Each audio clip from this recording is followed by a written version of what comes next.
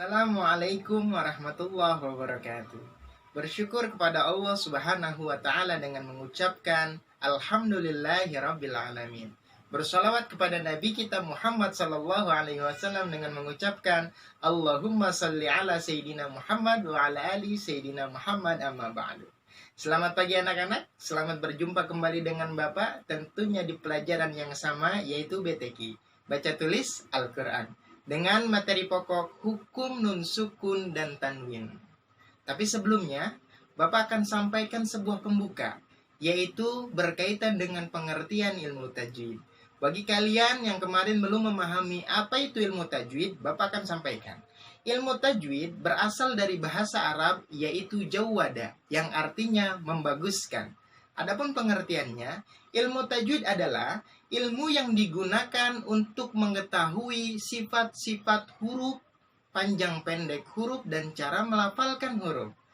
Maka dari itu, kita akan belajar ilmu tajwid di pembahasan yang kedua dengan tema hukum nun sukun dan tanwin. Siapkan diri kalian, selamat belajar.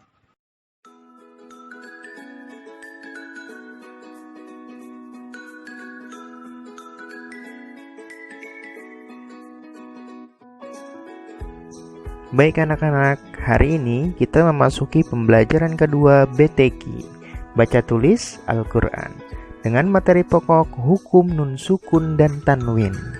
Persiapkan diri kalian, selamat belajar.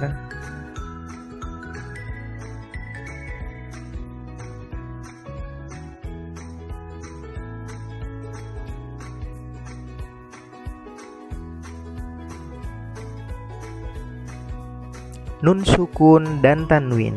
Sebelum memasuki pembahasan, kita harus mengerti terlebih dahulu apa itu nun sukun dan tanwin.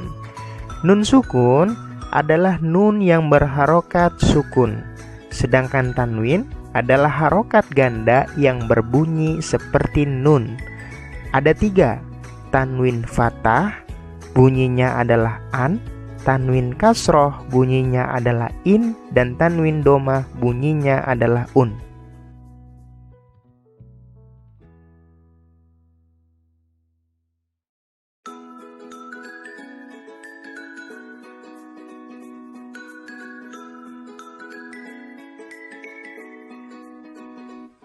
Hukum nun sukun dan tanwin.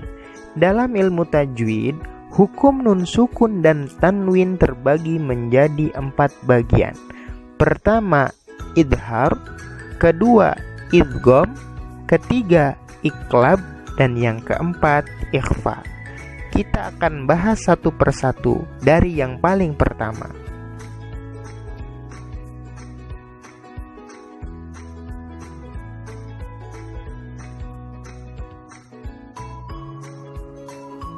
Pertama, idhar. Menurut bahasa, idhar artinya jelas, sedangkan pengertiannya ialah bertemunya nun sukun atau tanwin dengan salah satu huruf idhar, maka bunyi nun sukun atau tanwin dibaca jelas atau tegas. Huruf idhar ada 6. Pertama hamzah, kedua ha, ketiga ain, keempat ha, kelima ghin, keenam kha. Hafalkan ya.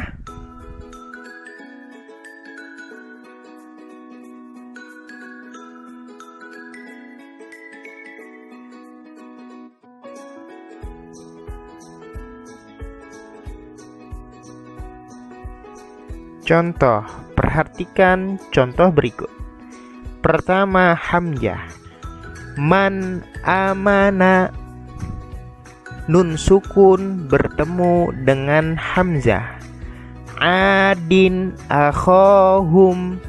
Tanwin kasroh bertemu dengan hamzah. Kedua, ha.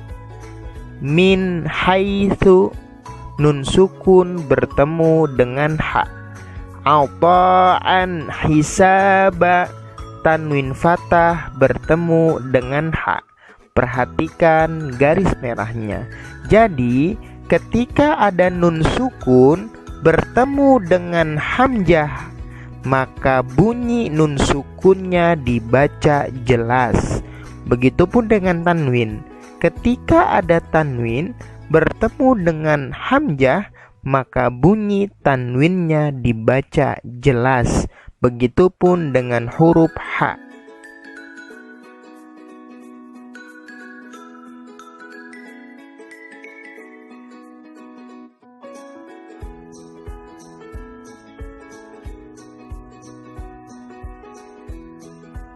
Selanjutnya, ain.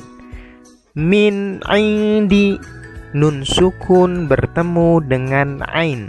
Khuluqin azim, tanwin kasrah bertemu dengan ain. Selanjutnya, ha.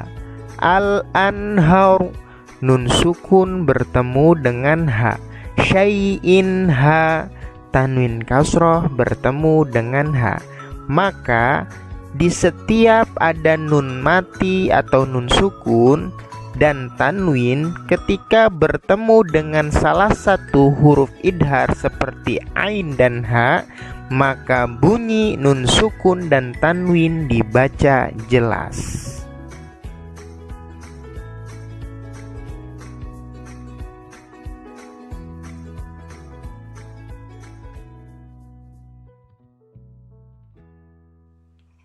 Selanjutnya, ghain.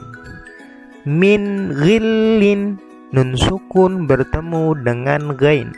Azabun ghalid, tanwin dhamah bertemu dengan ghain. Selanjutnya, kha. Min khauf, nun sukun bertemu dengan kha. Nidaan khafiyya, tanwin fathah bertemu dengan kha. Kesimpulannya, setiap ada nun sukun dan tanwin, ketika bertemu dengan salah satu huruf idhar yang 6 di awal disebutkan, maka bunyi nun sukun dan tanwinnya dibaca jelas.